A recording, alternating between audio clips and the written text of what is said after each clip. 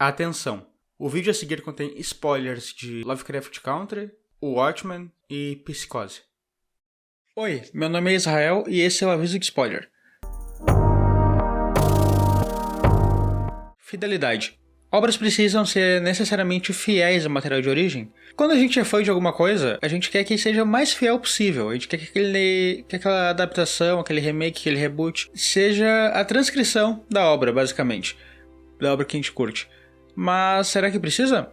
Lovecraft Country foi uma ótima série que adaptou conceitos da obra de H.P. Lovecraft para a TV de uma forma muito boa e que é completamente de encontro com a ideia original do criador. Enquanto Lovecraft era um racista assumido e boa parte do seu conceito de terror cósmico vinha do medo que o próprio autor tinha de culturas diferentes da elite a qual ele fazia parte, a série subverte isso e usa sua obra para criar uma história onde o racismo e o medo do desconhecido são discutidos usando os mesmos conceitos que Lovecraft usava para atacar aqueles que ele via como inferiores. Então, a gente tem aqui uma série que ela vai de encontro com o material de origem, ainda bem. E o mesmo elemento que torna ela discutível como adaptação, se ela é uma boa adaptação ou não, torna ela atual, traz para os dias de hoje. Então a gente consegue apreciar alguns elementos da obra do Lovecraft hoje em dia, nessa série, por conta do que ela se propõe a discutir, que vai de encontro com as ideias da obra original.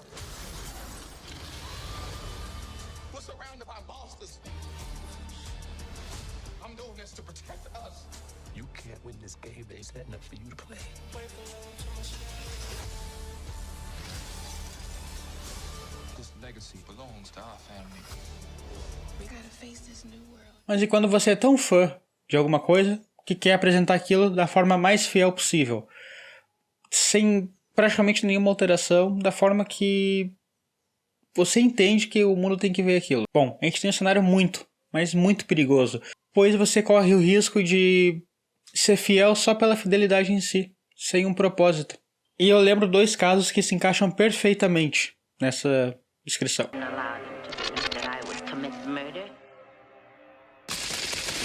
Vamos começar com o infame remake de Psicose, feito em 98 por Gus Van Sant. Segundo Van Sant, seu objetivo era refilmar o clássico de Hitchcock a cores e da forma mais fiel possível, reproduzindo falas, enquadramentos e atuações de forma a apresentar o filme a uma audiência mais jovem. O grande problema é que copiar uma obra está longe de ser o suficiente para causar o mesmo impacto. O Van Sant se concentrou na parte técnica, mas Psicose não é considerado o maior clássico do homem que é conhecido como o mestre do suspense só pela direção técnica, e sim por uma série de fatores que não podem ser replicados apenas refazendo enquadramentos e utilizando os mesmos diálogos. Então, enquanto no original a gente tem aquela atuação bem expressiva da Janet Leigh usando aquele olhão dela, com a câmera colada na cara e ela com aquela cara de estrela da Era de Ouro de Hollywood, meio inocente assim, e aquela atuação espetacular do Anthony Perkins. They'll know and they'll say, why, she wouldn't even harm a fly. Fazendo um homem contido, tentando não ceder aos impulsos assassinos da sua mãe, enquanto esconde esse lado sombrio das pessoas que conhece. Uma aula de atuação. E aí no remake a gente tem isso. Isso!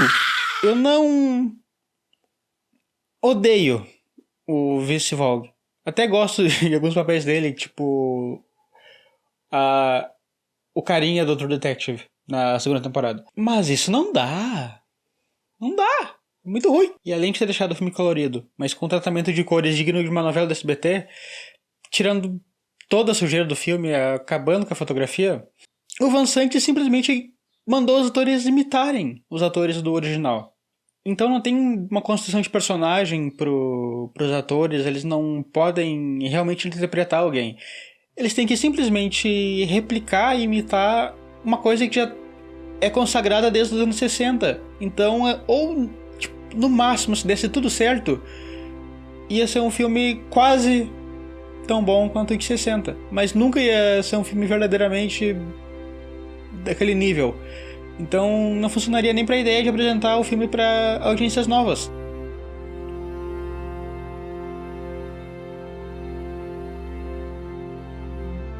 E esse é um problema parecido com o Watchmen de 2009. O Snyder queria fazer, segundo ele mesmo, a obra mais fiel possível com os quadrinhos. O problema é que por mais que ele tenha reproduzido trechos completos dos quadrinhos com falas iguais, enquadramentos iguais, o filme não é fiel, nem visualmente, como muitos gostam de falar. Enquanto na história do Moore e do Gibbons, eles deliberadamente fazem os personagens usando roupas ridículas para mostrar que eles não passam de idiotas fantasiados que brigam com outros idiotas fantasiados enquanto o mundo ao redor deles é destruído dia após dia, no filme eles são literalmente super-heróis, com ênfase no super.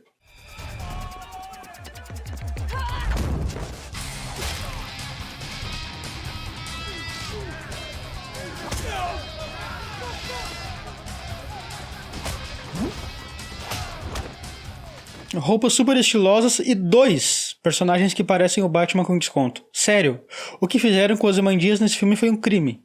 O cara sai de um vilão amargurado com o peso do que ele tem que fazer pra... bom, um vilão típico do Snyder. Mas o maior crime nesse filme não está nas bate-roupas dos personagens. Ele está na direção do Snyder. Enquanto o roteiro tenta se manter fiel aos quadrinhos, tratando o vigilantismo como algo extremamente danoso para aquela sociedade, fazendo inclusive as tensões entre a União Soviética e Estados Unidos crescerem a um ponto insustentável, o Snyder dirige como um típico blockbuster comercial de super-heróis. Então, enquanto tu vê o filme, parece que tu vê uma batalha entre o conceito aqui da história, esse bichinho aqui, e a direção do Snyder, esse outro bichinho, e eles estão sempre brigando, estão sempre se degladiando.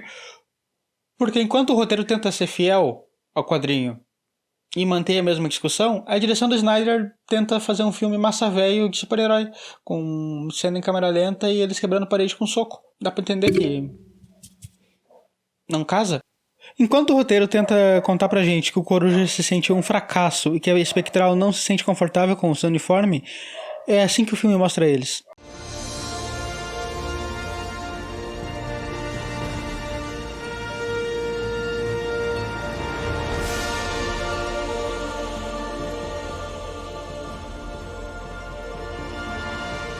Praticamente uma propaganda nacionalista em um período de guerra. Mas então eu tô reclamando do filme não ser fiel? Não. Por mais que eu ame o Watchmen e seja o meu quadrinho preferido, essa não é a minha reclamação. O grande problema pra mim é que o filme, segundo o próprio diretor, tinha a intenção de ser fiel, mas ele vai de encontro com as ideias originais. A gente vê pelo roteiro, que tenta fazer uma crítica, enquanto a direção do Snyder faz uma ode aos heróis. A gente consegue ver isso pelo roteiro.